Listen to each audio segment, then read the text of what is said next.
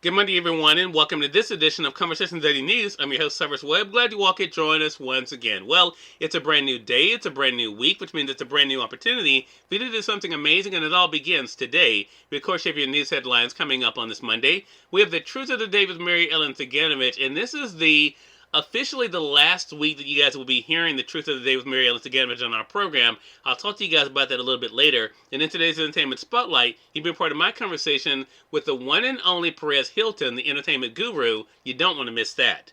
Enjoy today's broadcast. For Conversations Daily News, I'm Cyrus Webb with your Monday headlines.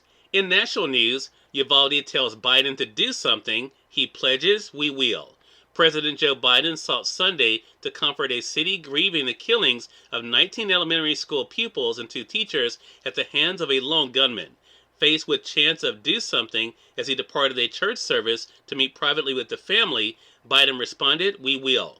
The visit to Uvalde was Biden's second trip in as many weeks to console a community mourning a staggering loss after a shooting. He traveled to Buffalo, New York on May 17th to meet with victims' families and condemn white supremacy after a shooter espousing the racist replacement theory killed 10 black people at a supermarket. At Robb Elementary School, Biden stopped at a memorial of 21 white crosses, one for each of those killed, and the First Lady added a bouquet of white flowers to a pile in front of the school sign.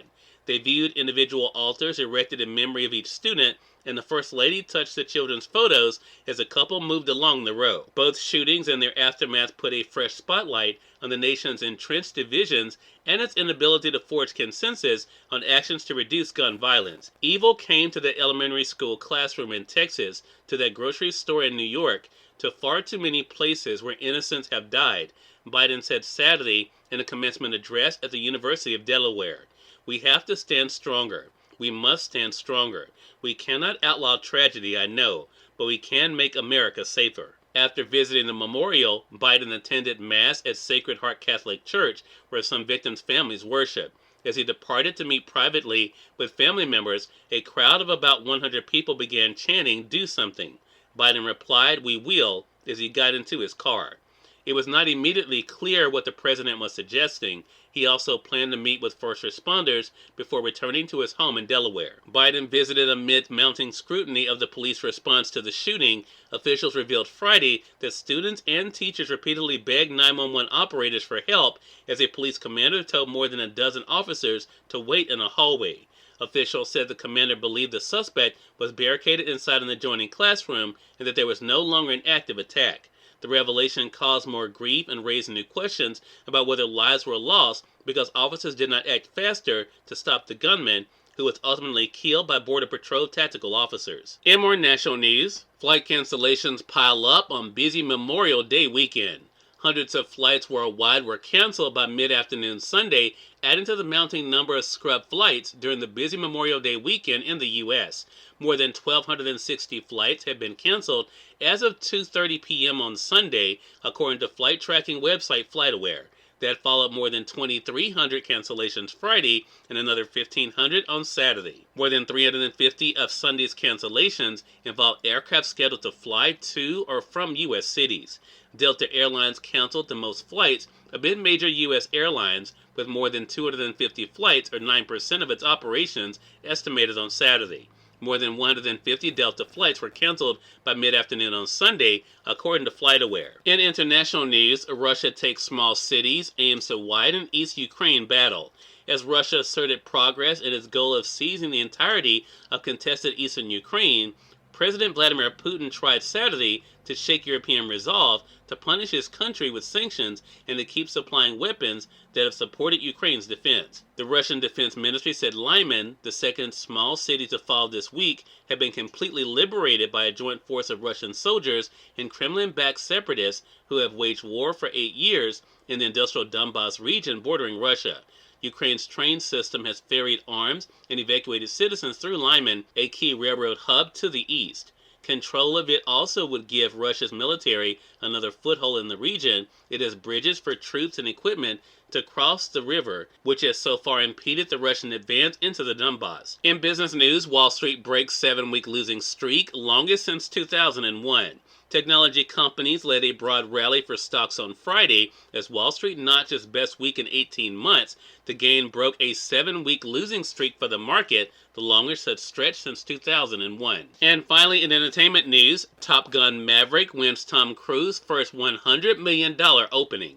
Forget breaking the sound barrier, Tom Cruise just flew past a major career milestone. The 59-year-old superstar just got his first $100 million opening with Top Gun Maverick. In its first 3 days in North American theaters, the long-in-the-works sequel earned an estimated $124 million in ticket sales, Paramount Pictures said on Sunday. Including international showings, its worldwide total is $248 million. Cyrus Webb, Conversations Daily News. As I mentioned, we are making a change when it comes to Conversations Daily News. For years now, you guys have heard the Truth of the Day with Mary Ellen Ciganovich. We're switching things up officially next week as we're starting the first full week of June, bringing my book, Words I Choose to Live By, right here to Conversations Daily News. Believe me, it's been my pleasure to have my friend Mary Ellen Ciganovich joining us here Monday through Friday on Conversations Daily News. We hope you guys will also enjoy hearing the Truth of the Day messages through Mary Ellen, through her website, as well as, of course, through her social media. But here on Conversations Daily News, beginning next week, you'll be hearing messages from my book, Words I Choose to Live By, and I hope you guys enjoyed that. Here is the Truth of the Day with Mary Ellen Ciganovich. Mary Ellen, it's all yours. Hi, this is Mary Ellen with your Truth of the Day. Confront your obligations with confidence. Confronting your obligations with confidence allows you to conquer your fears. Now you can move on to your next phase of personal growth. Your fears of failure stop you from moving forward. As you confront your fears directly and with confidence, you find these misperceptions of reality dissolving into your imagined false reality. You can now move forward, leaving your fears behind you. Any fear that lingers, you confront with your newfound level of confidence. Today, realize any ambitious goals you set are goals you know you can achieve. No challenge is insurmountable.